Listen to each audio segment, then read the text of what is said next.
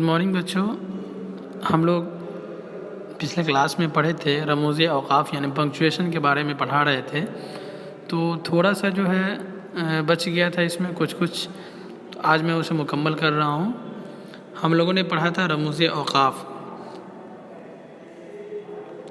کہتے ہیں کہ وہ خاص علامتیں جو عبارت کو صحیح طور پر پڑھنے کے لیے ضروری ہوتی ہے انہیں رموز اوقاف کہتے ہیں. جیسے آپ اوپر میں دیکھ سکتے ہو کہ کس طرح سے جو علامات دیے گئے ہیں، پلس کا، پھر مائنس کا، پھر ملٹیپلیکیشن کا، اس طرح سے. اب جملے ہیں کہ نیچے دیے گئے جملوں کو بآواز بلند پڑھیے کہ میلے میں مرد، عورتیں، بچے اور بوڑھے سبھی موجود تھے.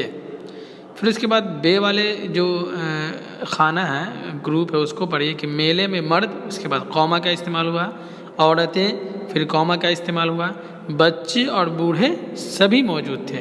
تو آپ یہاں پہ غور کرو کہ جملے کے بیچ میں عبارت کو سجانے کے لیے جو علامات استعمال کیے وہی رموز اوقاف ہے. کہتے ہیں کہ ہر جملے کے آخر میں نشان، ڈیش کا نشان لگایا گیا. دیکھیے یہاں جیسے انڈیا گیٹ دہلی میں ہے، اس کے بعد ڈیش کا استعمال ہے. ننگے سر کوشچن کا مارک ہے. ترلوچن نے کسی قدر بوکھلا کر کہا میں ننگے سر نہیں جاؤں گا.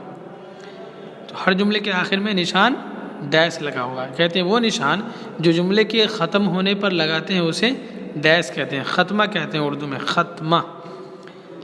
جہاں بولتے یا لکھتے ہوئے کچھ مختلف چیزوں کا ذکر ہو تو ہر ایک کا نام لے کر تھوڑا ٹھہرنا چاہیے.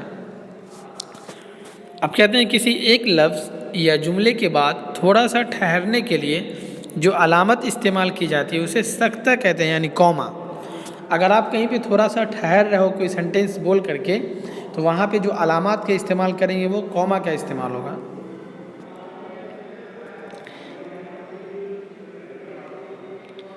سکتے سے ذرا طویل ٹھہراؤ وقفہ کہلاتا ہے. اگر آپ تھوڑا سے زیادہ دیر رکیں گے تو وقفہ کا استعمال ہوگا.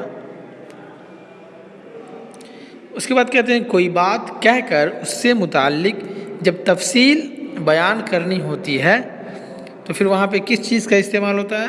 تو کہتے ہیں کہ وہ نشان جو کسی شخص یا بات کی تفصیل بیان کرنے سے پہلے لگاتے ہیں اسے رابطہ کہتے ہیں. اب اس کا نشان دیا ہوا ہے بریکٹ میں، آپ دیکھ سکتے ہو.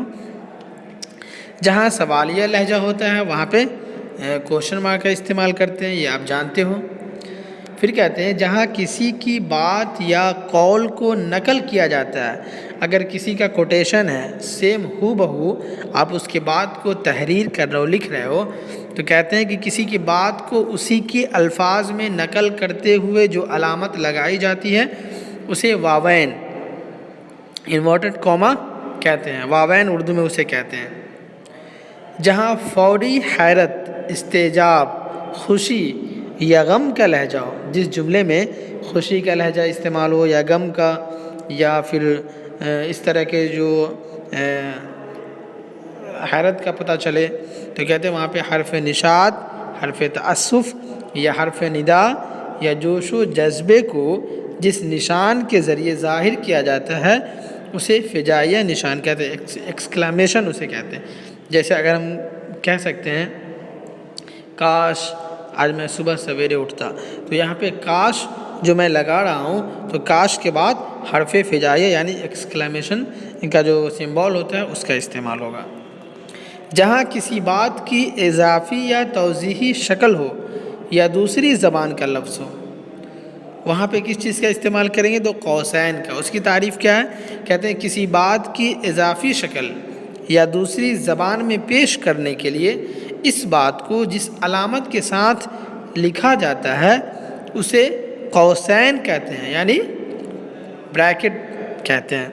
جیسے مثال کے طور پر آپ اس جملے میں دیکھیے کہ لکھا گیا ہے انڈیا گیٹ دہلی میں ہے، تو اردو میں بھی لکھا گیا انڈیا گیٹ، لیکن بریکٹ میں اسے کیا لکھ دیا گیا؟ انگلش میں لکھا گیا انڈیا گیٹ. تو آپ نے پڑھا کہ دوسری زبان کا اگر ہم استعمال کریں گے، جیسے ہم نے اردو میں انڈیا گیٹ لکھا اور پھر دوسری زبان کا انگلش میں بھی انڈیا گیٹ لکھا ہے، تو اس انگلش لفظ کو، ورڈ کو ہم کیا کریں گے؟ بریکٹ میں اس کو قوسین میں اس کو گھیریں گے۔